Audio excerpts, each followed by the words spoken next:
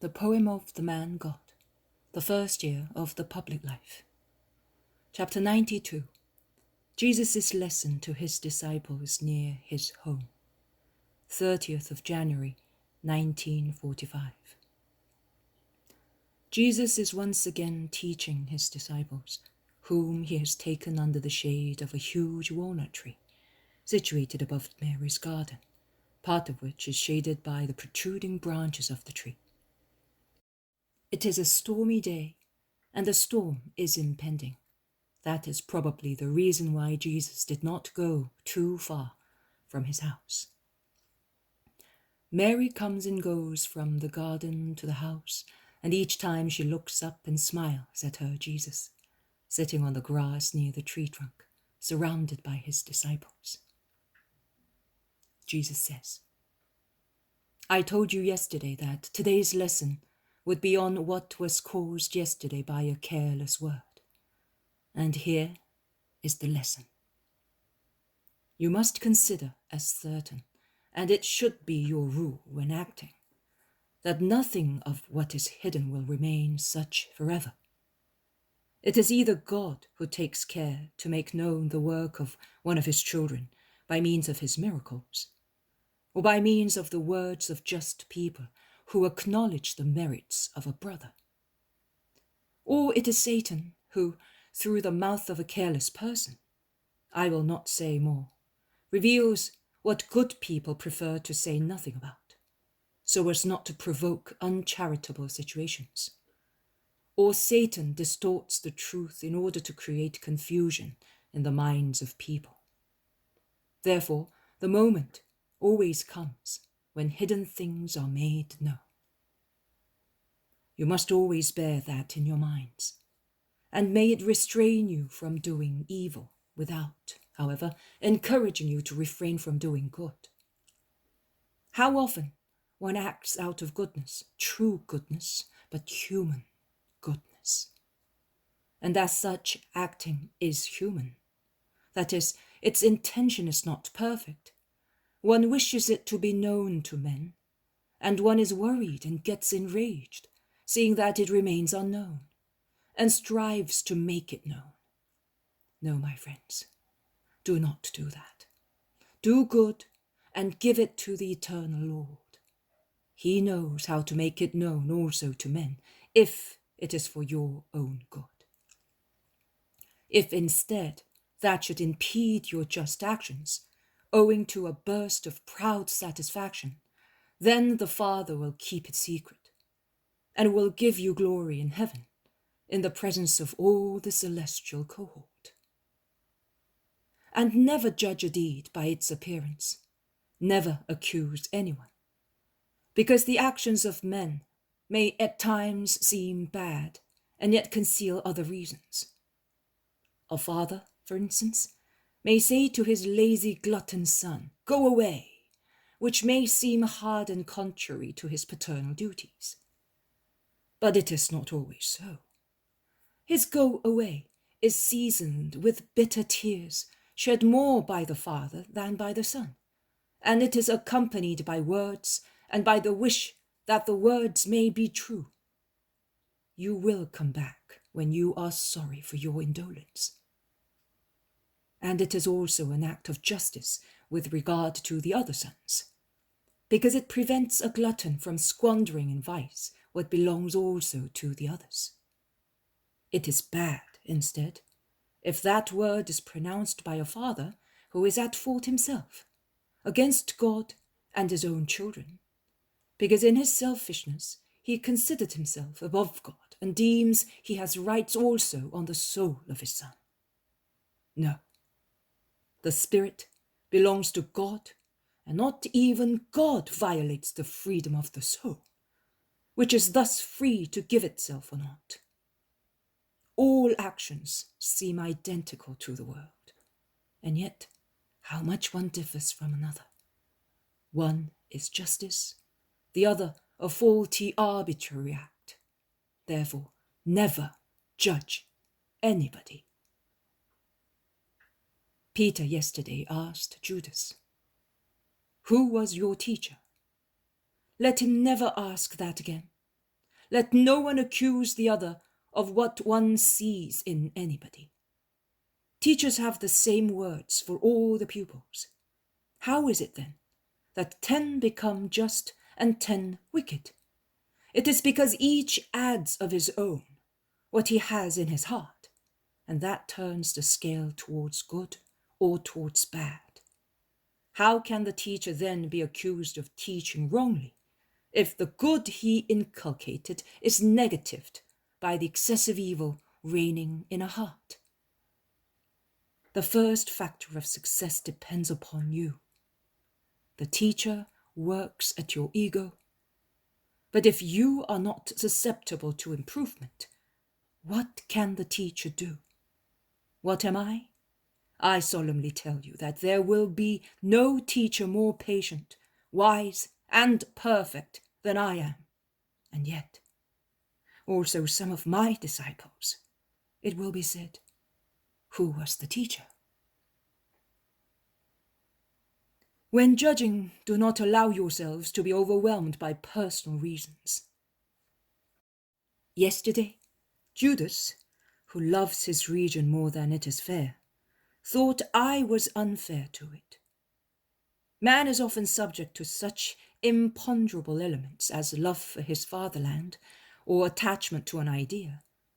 And like a kingfisher that has lost its bearings, he deviates from his destination. God is the destination. It is necessary to see everything in God, to see properly, without putting oneself or anything else above God. And if one makes a mistake, Peter and you all, do not be intolerant.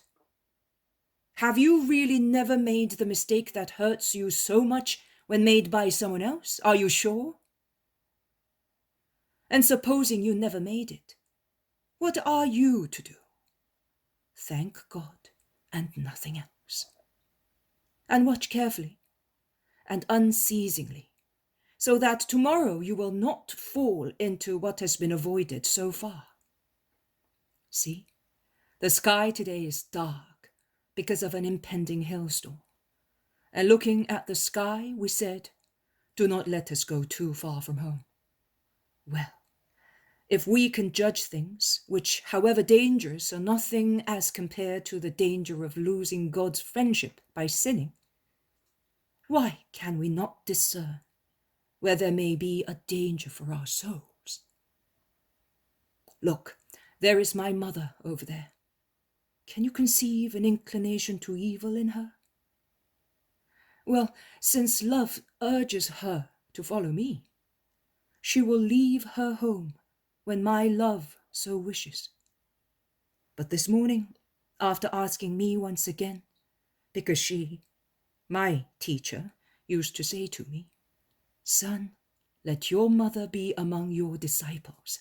I want to learn your doctrine.